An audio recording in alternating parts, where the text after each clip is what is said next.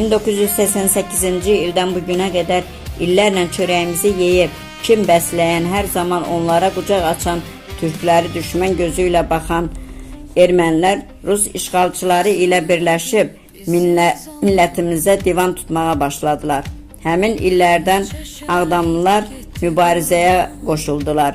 Ağdamların güc, qüvvətinə hamı bələd idi. Xankəndinə gedən yol Ağdamdan keçirdi. Buna görə də Ağdamlardan çox şey gözlənilirdi. Ağdamın igidləri bu illərdə çox qəhrəmanlıqlar göstərdi. Ən çox ağırlıq Ağdamların igidlərinin üzərinə düşürdü. Məhz 1990-cı illərdə 94-cü ilə kimi Ağdamın Əlmədədli kəndi Xaçın çayının üzərində yerləşən bu kəndin oğulları silaha sarıldılar. El obanı qorumağa çalışırdılar. Kənd sakinləri hamısı növbə tuturdular.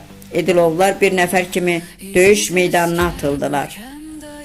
Dəmir ləqəbi ilə tanınan milli qəhrəmanımız Yılmar Edilov döyüşün önündə idi. Qardaşı Əşrəf Adil, 4 oğlu, əmsi oğlu Rasim onun sağ qolu idi. Əşrəf isə ədliyyədə məsul işçilərdən biri idi. O ərzəsi ilə işdən çıxıb döyüş meydanına atılmışdı. Bütün edillilər qoçaq döyüşkən oğullar idi. Dillərdə dastan olan igid qəhrəmanımız Yılmar Edilovun yoldaşı onunla çiyin-çiyinə döyüşürdü. Reyhan xanım edilli qəhrəmanlarına həm ana, həm də döyüşçü igid qadın idi. Azərbaycanın hər yerindən bu batalyona əskərlər göndərilirdi. Yılmar axşamlar kəşfiyyatçı olaraq düşmənlərin yerlərini tapırdı. Gündüz isə həmin yerlərə zərbələr indirirdilər. Yılmar kimi igidlərimizə dastanlar, neçə kitablar yazılsa da hələ də onun igidliyini tam tərənnüm edə bilməyiblər. 41-ci illərdə faşistlərə qarşı döyüşən edillilərin məhz 90-94-cü ildə erməni faşistlərinə qarşı 44 günlük müharibədə isə həmin igidlərimizin övladları bir hərbiçi kimi düşmənin üzərinə getdi və igidliklər göstərdilər.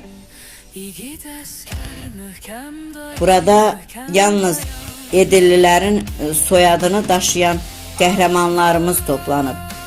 Bibioğlu, dayıoğlu bunlar isə burada toplanmayıb. Yəni deməyimiz odur ki, edillilərdən 34 nəfər məhz 94-cü illərdə müharibəyə də iştirak edib.